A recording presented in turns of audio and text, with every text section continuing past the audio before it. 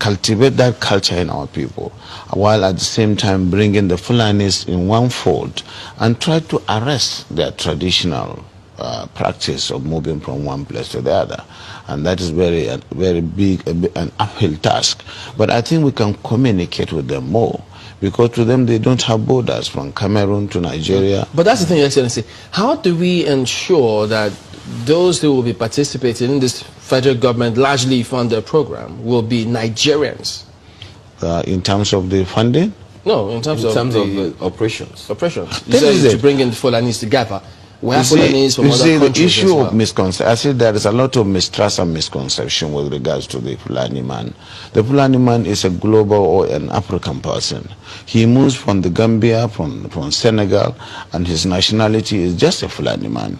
And as a person, I may have my relations in the Cameroon, but they are also Fulani men. I have relations because from the maternal side, I'm a Fulani man. And that is why we want to educate people. A Fulani man sees himself as a Bayelsan, as somebody coming from the Niger Delta, because he speaks the Niger Delta language, which you and I don't. And of course, we would have to just take this as part of our own heritage, something that is African, and that we cannot just close the border and say the Fulani man is just a Nigerian or this. No.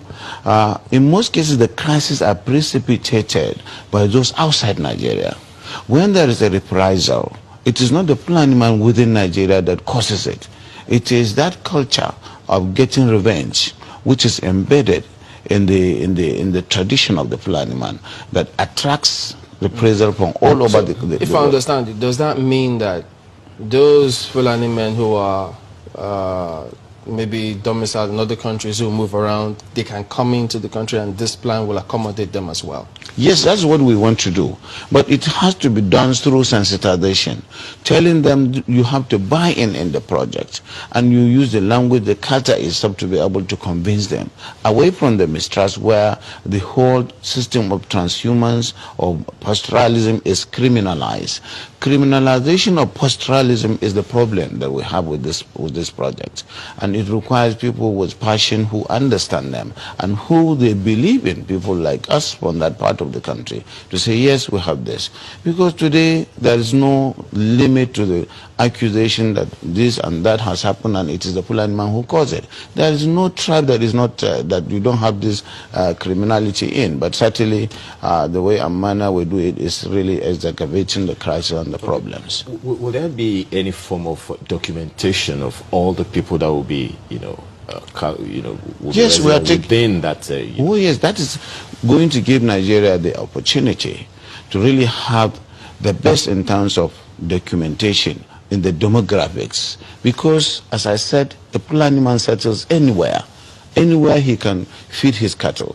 And so if they are put in one place and they are made to understand that this is to save them and their animals, they are exposed to the vagaries of the forest and what is going on, cattle rustling, killings and what have you, and that's why it is important for them to understand that staying in one place is good.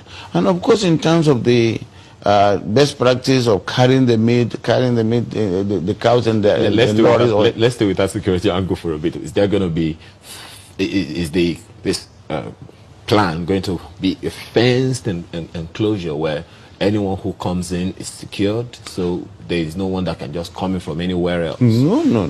It is going to be a colony, and a colony does not require a fence. You will understand the reason. You will understand the reason why people are concerned, because of all the security issues that have been happening over time. So if that's... These forests are there anyway. If you don't occupy them and create a colony out of them, they create places for the criminals. Yeah. And today, that's why you have the Sambisa forest, because it is not being utilized. But Your Excellency, much as yes, I mean, they are fantastic. We have met a lot of them who are Fulanis as well.